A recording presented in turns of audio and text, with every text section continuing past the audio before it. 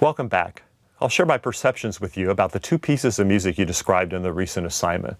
We'll talk about the excerpts one at a time.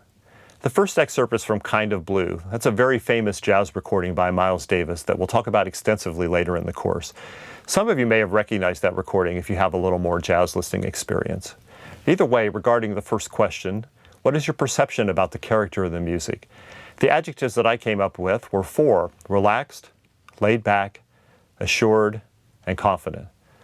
When I think about the aspects of the music that give it the relaxed or laid back character, I first think about the medium speed, which actually answers our second question as well.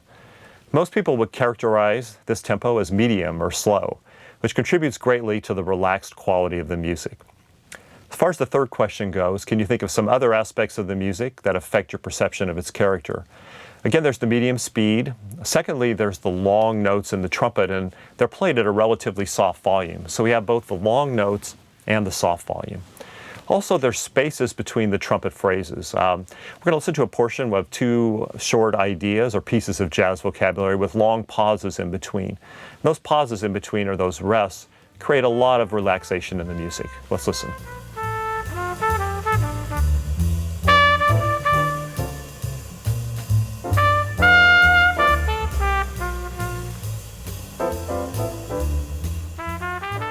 Those spaces are a real trademark of Miles Davis's playing, and they're generally longer than the space that many improvisers use. Again, that gives the music a very relaxed feeling.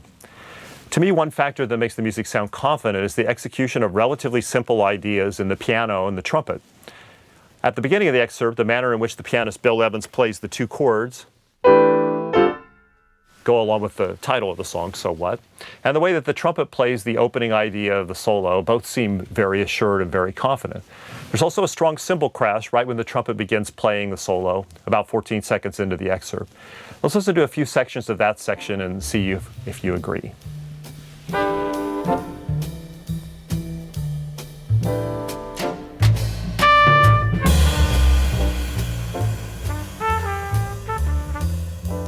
So some very confident playing right there. Moving to our fourth question, how many instruments are there and how many of those can you name? Good guideline for this that we talked about is 5 or less versus 9 or more, and there's 5 or less through almost all of this excerpt. The trumpet, piano, and the drums are the most likely instruments for you to hear, and there's also bass throughout. As far as which instruments seem to be in the foreground, the trumpet's in the foreground playing an improvised solo, with the piano, bass, and drums in more of an accompanying role. And although the trumpet's in the foreground, it's important to note it's not played loudly or forcefully. You might have heard some saxophones at the very beginning of the excerpt. Not that important to hear right now, but if you did catch that detail, great. Hope that you're realizing by now that many of the things you heard and your perceptions align with my perceptions of the music. This demonstrates what you can already hear about jazz and other forms of music. I don't want you to forget about that as we start talking about musical terms and how they relate to sounds. You may have some difficulty putting some of the terms we talk about to the music you're hearing, but the fact is you're still able to recognize many aspects of the music we're listening to. That recognition will only increase as we listen to more music and discuss more jazz. My goal is to help you apply some musical terms to what you hear so that you can talk and write more intelligently about music. So moving to our second excerpt, it has quite a different character than the first one, I think you'd agree. Adjectives that I associate with the second excerpt are happy, excited, energetic, boisterous, and even aggressive. When I think about the musical aspects that contribute to those perceptions, again, I think about the tempo first, or the speed. The speed is fast, and there's a great deal of forward motion in the beat.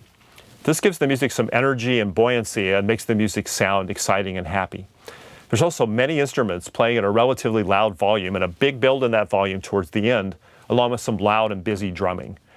So let's listen to the last 15 seconds or so of this piece and see if we can recognize those things.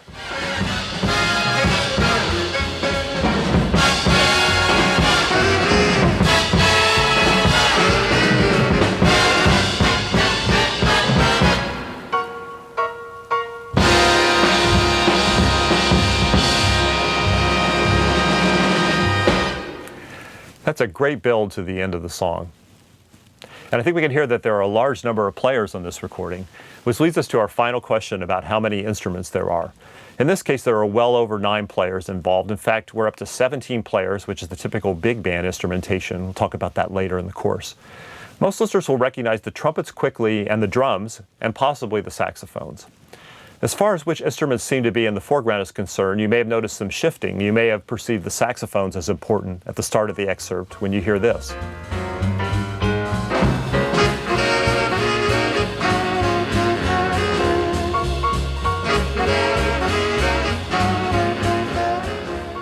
That's the sound of the saxophone section of the big band. The trumpets are most prominent in the final portion of the excerpt, which sounds like this.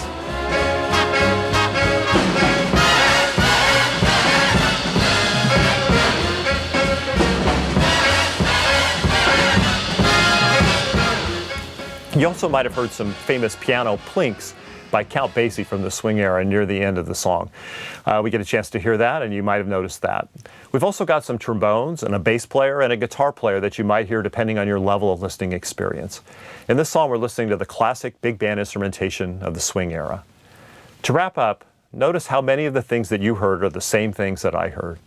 My goal in the upcoming videos is to introduce you to language that helps you express your perceptions more intelligently. This language can be applied to all the music you hear, not just jazz. I'm going to ask you these 4 questions as we listen to more music in the course, and I hope you will ask yourself these questions as well. I hope this assignment has helped you realize how much you can identify and hear about jazz, and how much you already hear when you listen to music, as it's surrounded you your whole life. We're going to dive into various aspects of music as it relates to jazz in the next few videos. Next up, we'll talk about melody and harmony and how they work in jazz. See you then.